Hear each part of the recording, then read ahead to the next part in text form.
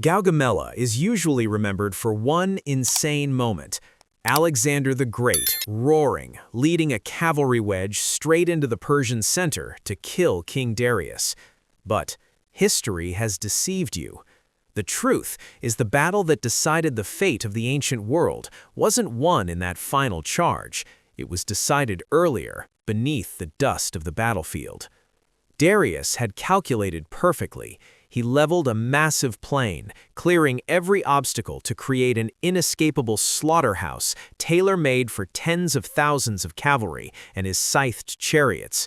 But Alexander wasn't foolish enough to walk blindly into a prepared trap. His answer wasn't to attack head-on, it was to drag the entire battle sideways. Through an impossible maneuver, Alexander warped the space, stretched the enemy line, and forced the massive Persian center to tear itself apart.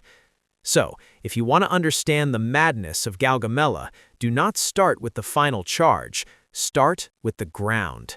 How did Alexander manipulate a battlefield molded by the enemy? Let's crush the Persian Empire in the video ahead. By the spring of 331 BCE, after a short winter break in Egypt, the Macedonian war machine rolled on. Alexander the Great had systematically stripped away Persia's control of its western provinces. Syria was secured, Phoenicia had fallen, and the jewel of Egypt was in his hands. But instead of stopping to enjoy his victory, Alexander made his most daring move yet, plunging straight into the imperial heartland. On the other side, King Darius III was ready. He had raised a massive imperial army, drawing upon the seemingly endless reserves of his vast empire for one final showdown. The most obvious route for Alexander was to march down the east bank of the Euphrates toward Babylon. That was incredibly predictable, and predictability was exactly what Darius craved. The Persian king had set a perfect trap.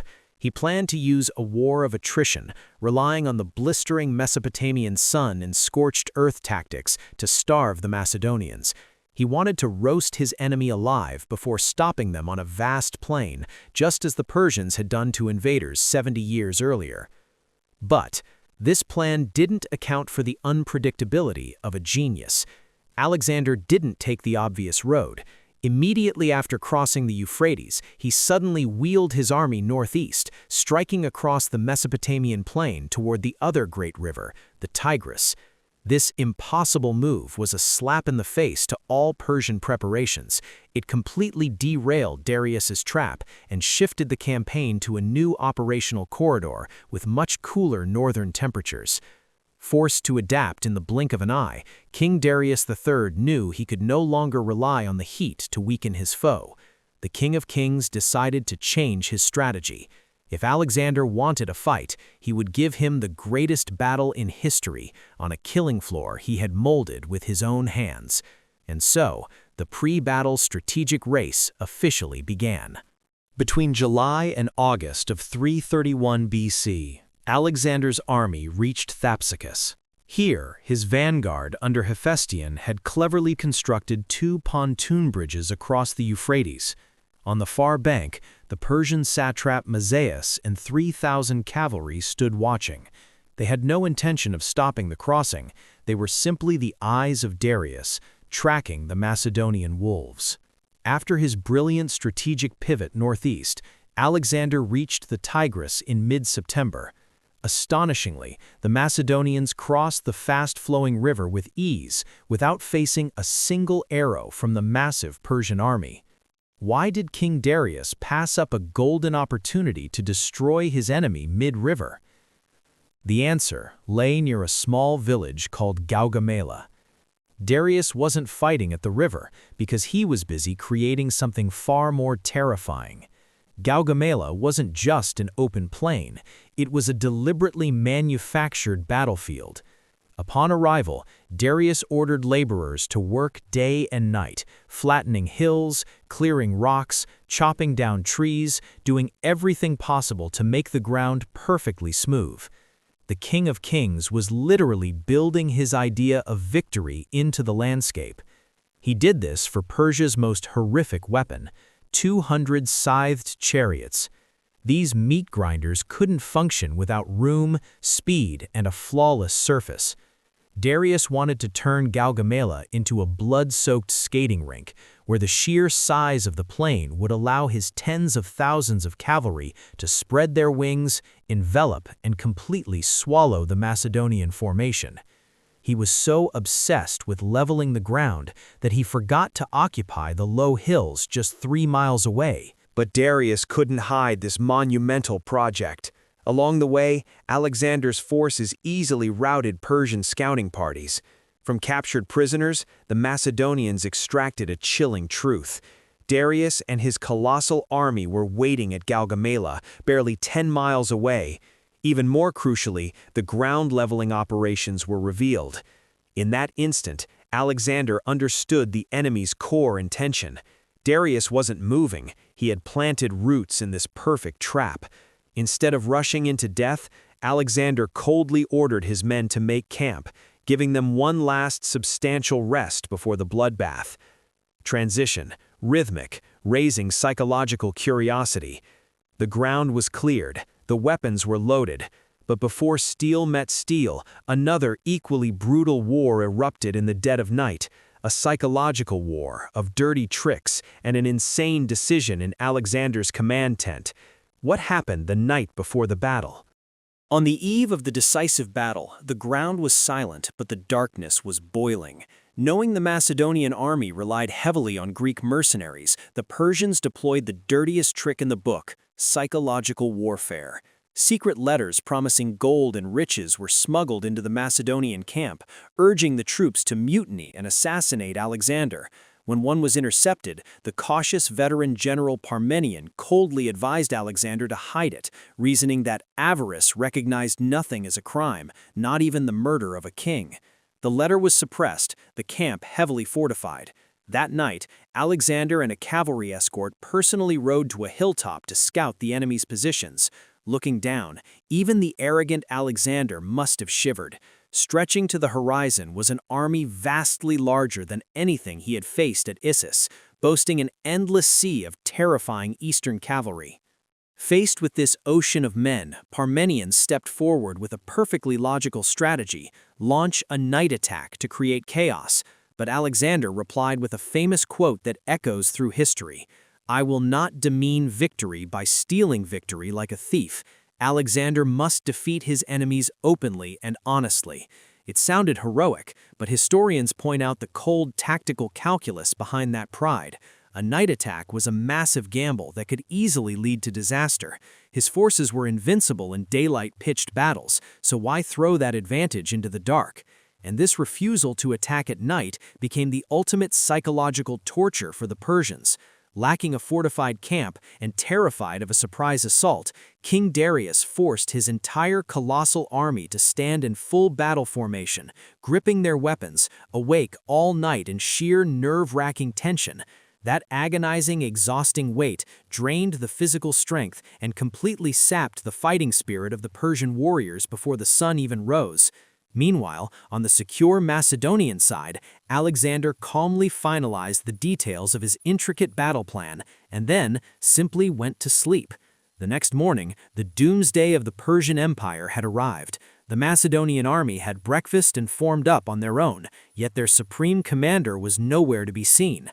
Parmenion had to march into the tent and rouse the king from a deep slumber.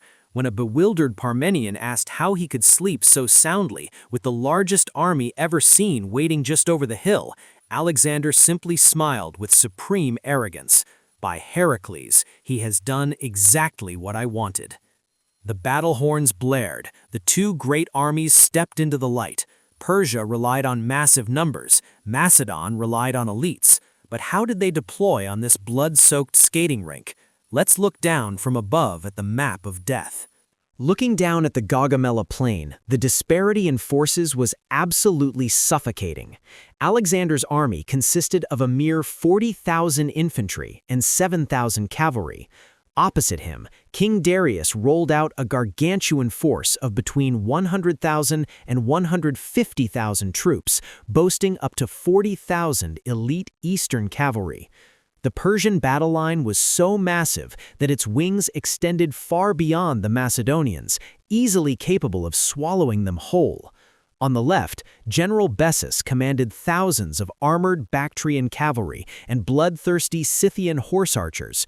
On the right, General Mazaeus led the Syrian and Armenian cavalry. In the dead center stood King Darius himself, surrounded by his immortal guards, Greek mercenaries, and 15 majestic war elephants. And stationed at the very front was the ultimate weapon of death, 200 scythed chariots loaded with murderous intent, waiting to unleash hell on the smooth killing floor Darius had prepared. Facing this arena, Alexander knew a brutal truth.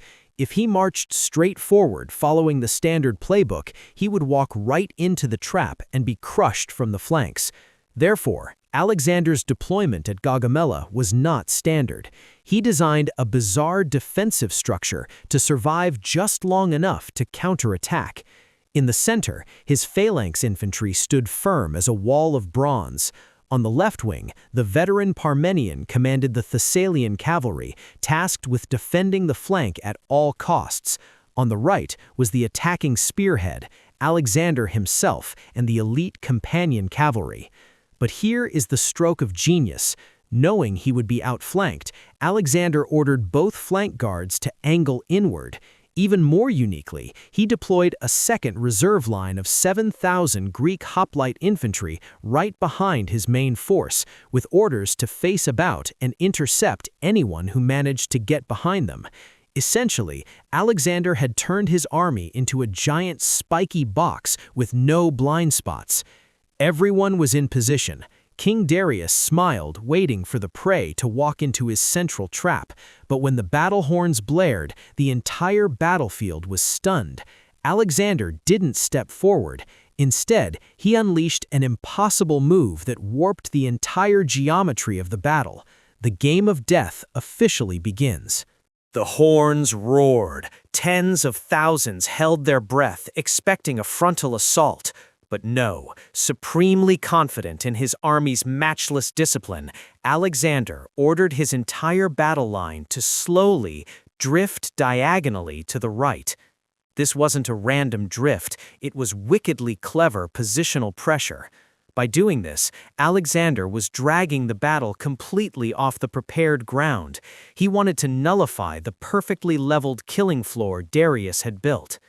Instantly, the Persians panicked. To avoid being outflanked, General Bessus on the left was forced to stretch his cavalry line to match Alexander's movement, ultimately launching a direct charge against the Macedonian right. This overextension was exactly what Alexander was trying to provoke. At the same time, believing the moment to crush his enemy had arrived, Darius went all in, unleashing his trump card, 200 scythed chariots barreling towards the phalanx in an all-out rush. But the Macedonian system didn't break. Instead of panicking, the phalanx battalions displayed unbelievable iron discipline. They simply stepped aside, opening massive lanes right through their formation. The chariots of death sped harmlessly through the gaps, only for the drivers to be ripped from their vehicles and slaughtered by the light troops in the rear. Persia's most terrifying wildcard had been turned into an absolute joke. Back on the right, the cavalry clash was intensely brutal, with Alexander's men fighting against odds 10 times their size. But the more Persian troops were sucked into this grinder, the more their formation deformed. And then, the decisive moment arrived. The stretching of the Persian line had inadvertently opened a fatal gap in their left center, the exact spot where King Darius was standing. Seizing the moment, Alexander gathered all his companion cavalry and elite infantry, formed a massive wedge, and charged with a deafening battle cry straight into that opening. The clash of metal was deafening, spears thrust into faces, the melee incredibly bloody. The Macedonian spearhead mercilessly tore through every layer of defense, closing in on the Persian king. Faced with the rampaging elites of the Macedonian army, even with the fate of his centuries-old empire on the line, the skittish nature of the King of Kings got the best of him. Darius turned tail and ran for his life. Witnessing the royal flight, the psychological center of the Persian army completely collapsed. Alexander was ready to spur his horse into a relentless pursuit to claim the imperial crown. But victory is never that easy. Just as Alexander was about to ride off, an urgent message arrived from the rear. On the left wing, the old general Parmenion was completely overwhelmed by Mazaeus' cavalry. A stray band of Persian and Indian horsemen had even drifted through a gap and was ransacking the Macedonian camp. The dust finally cleared over the plains of Gaugamela. The fury of the Macedonian army subsided. General Parmenion rode to secure the Persian camp, while Alexander's warriors finally earned a well-deserved rest. But the price of this monumental victory wasn't cheap. Over 60 elite Companion Cavalry had fallen in the desperate, bloody effort to save the left wing. In the distance, King Darius III had managed to slip the net to Arbela, continuing his flight deep into the east. Though the biggest prize escaped, Alexander had no reason to be overly bitter. The death sentence for the Persian Empire had officially been signed. The second massive army, the last true hope of the Achaemenid dynasty, had been completely annihilated. The supreme authority of Darius collapsed. From the King of Kings, he was now exposed to the world as a coward, unable to defend his own realm. Looking at the big picture, Gaugamela is a flawless, sharp, and magnificent lesson in the art of spatial manipulation in warfare. This battle is often celebrated for a king's heroic charge, but the deeper truth is Alexander won by manipulating space. He coldly refused to march into the trap his enemy had painstakingly cleared, bent the original logic of the engagement, dragged it sideways, and turned the massive scale of the Persian Empire into its own fatal vulnerability. He didn't use brute force to overpower an entire front. He made a single decisive section fail at the absolute worst possible time. With the devastating victory at Gaugamela, the spine of the Persian Empire was broken. The door to the vast east swung wide open. Alexander the Great was now free to step over the corpse of the old dynasty, march into the great expanse of the Persian Empire, claim unimaginably vast treasures, and continue his eternal journey to the very edge of the world. And that is the complete masterclass of Gaugamela, where ground and space decided the fate of an empire. What do you think about Alexander's drift maneuver, or Darius fleeing at the climax? Let us know in the comments below. If you enjoyed this video, don't forget to like, share, and subscribe so you won't miss the most insane battles in history in our upcoming videos. See you next time.